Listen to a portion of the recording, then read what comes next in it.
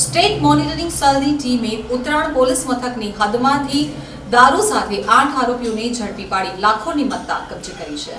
ગાંધીના ગુજરાતમાં દારૂબંધી માત્ર કાગળ ઉપર જ રહી ગઈ હોય તેવું લાગી રહ્યું છે, કારણ કે સુરતમાં વખતો વખત દારૂના અડ્ડા ઉપર સ્ટેટ મોનિટરિંગ સેલ દ્વારા દરોડા પાડી સ્થાનિક પોલીસની પોલ છતી કરવામાં આવે છે.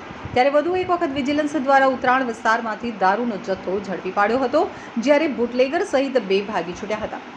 સ્ટેટ મોનિટરિંગ સેલની ટીમ પેટ્રોલિંગમાં હતી ત્યારે બાતમીના આધારે ઉત્તરાણ પોલીસ મથકની હદમાં ઉત્તરાણ આરોગ્ય કેન્દ્ર પાસે આવેલ હળપતિ આવાસના એક મકાનમાં દરોડા પાડી ત્યાંથી વિદેશી દારૂનો જથ્થો, મોબાઈલ, વાહનો અને રોકડા રૂપિયા સાથે દારૂ વેચનાર જયેશ પટેલ, વિશાલ પટેલ, હેલ્પર યુધિષ્ઠિર ચંદા, ભીખા રાઠોડ તથા કિશોર મિયાની, રમેશ બદાની, રસ્કિત પટેલ અને રમેશ વિશ્વકર્માને ઝડપી પાડ્યા હતા, જ્યારે બુટલેગર હિતેશ પટેલ અને સંજય માલિયા ભાગી છૂટ્યા હતા.